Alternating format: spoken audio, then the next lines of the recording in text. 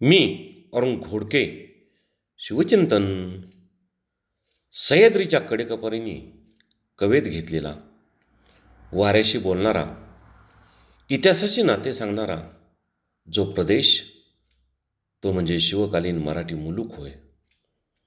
हा मुलूक म्हणजे केवळ डोंगर, नद्या, किल्ले आणि शेतजमिनीचा नकाशा नव्हता. तो होता स्वाभिमानाचा श्वास, स्वातंत्र्याची धग आणि स्वराज्याचे स्वप्न. या मुलकाच्या मातीचा प्रत्येक कण इतिहासामध्ये बोलका आहे.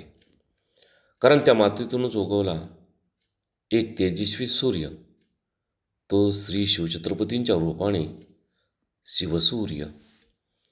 मराठी माती म्हणजे केवळ भूमी नव्हे, ती संस्काराची शाळा आहे. या मातीमध्ये शेतकऱ्यांच्या घामाचे थेंब आहेत, मावळ्यांच्या पावलांचे ठसे आहेत आणि मातृभूमीसाठी अर्पण झालेल्या बलिदानाची राख आहे.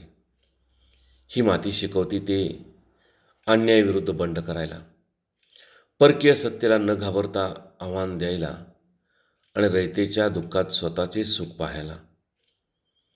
या मराठी मातीचा खरा वारसदार म्हणजे शेतकरी होय, हे शिवछत्रपती जाणत होते. त्यामुळेच त्यांनी अन्यायकारक कर रद्द केले होते. शिवकालीन मराठी मुलूक हा इतिहासाचा अध्याय नाही, ती एक तेजस्वी जिवंत प्रेरणा आहे. बहुत काय बोलणे, राम, कृष्ण, हरी.